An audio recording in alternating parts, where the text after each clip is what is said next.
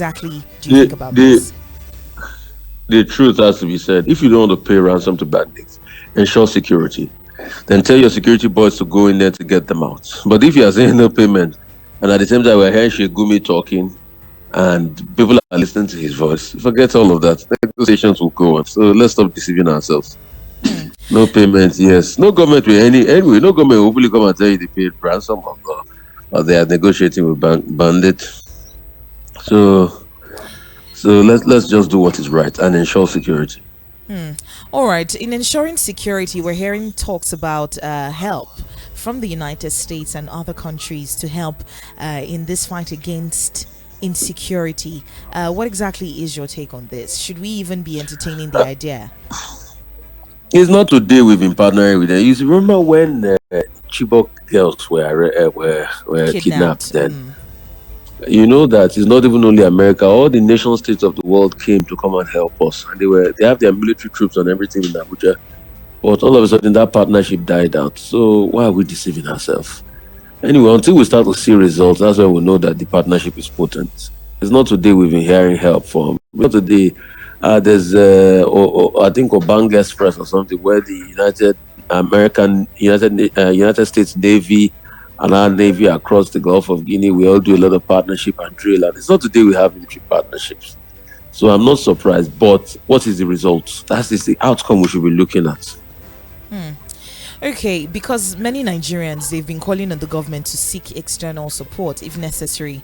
Because I mean, we're over 10 years into this issue of banditry, kidnappings here and there. I mean, it's worse off now, but we've been facing It is insecurity. not. It's not today, Jesse, my sister, that they've been seeking external support. All of those things are not new. But are we going to allow the external support hold sway? Those are the questions we should ask ourselves that we don't answer all the time. That's just it. It's not today. Hmm.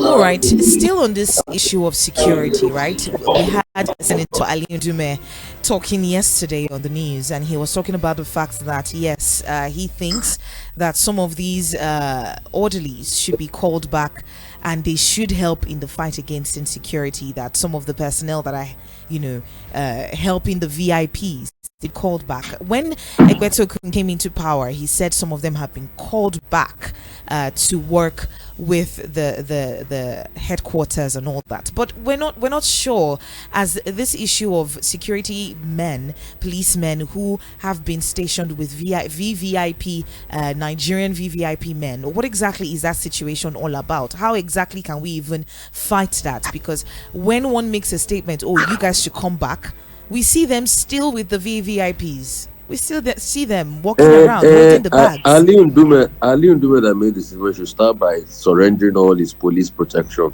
so that you can go and fight insurgency first. You should lead the way, and others will follow. Have you not been so? He Leadership should by lead the way. example.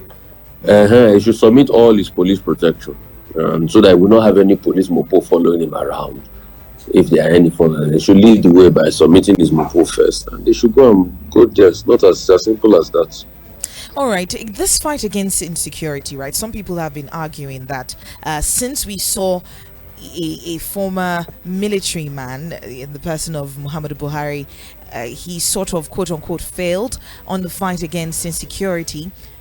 What are the chances that someone who doesn't have a military background and all that will do a better job at it? Someone who doesn't necessarily understand. It's not by military background. Hmm.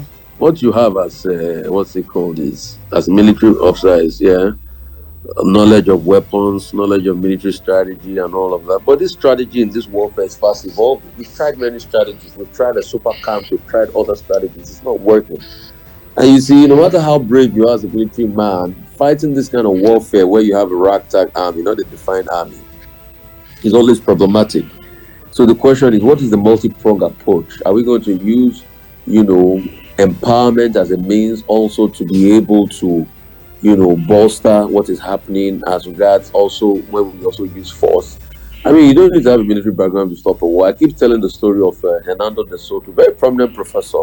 He ended the war in Peru with the Shining Path Rebel. The Shining Path Rebel have been fighting for so many years, and he discovered that if you give people property rights, the war was going to be over. And at some point, in no time, the people that were supporting the Shiny Path rebel stopped supporting them. So the question is, what environment have we created that makes it conducive for the crime economy to continue in the north?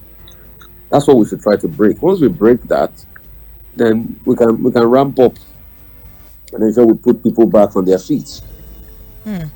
All right.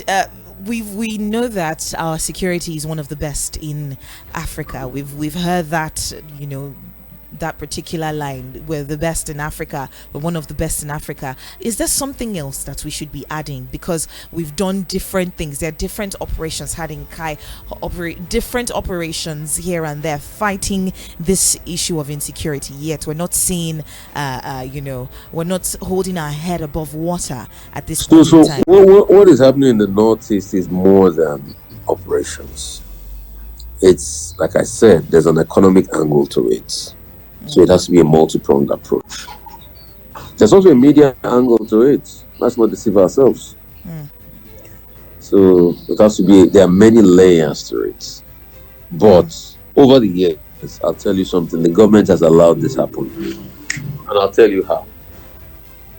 In the early 80s, when the Messi riots happened, something was very prominent. They did a panel of inquiry report to see why that riot could happen. And it discovered that there was massive unemployment. This was even the early 80s when Nigeria was still doing better economically. There was massive employment and the conditions were rife for insurrection. And they said in that report that you must be able to fix the problems with the young people and youth restiveness at that time. It's that report that we had since the 80s that we never fixed the problem that is now happening today. Because the economy, you see, everything is turned around in economic conditions. I just told you about the Shining Path rebel and Fernando de Soto. So we must be able to nip all of this in the bud by doing what is right. But here we're not ready. We're not ready to fix the economy. The senators are so concerned about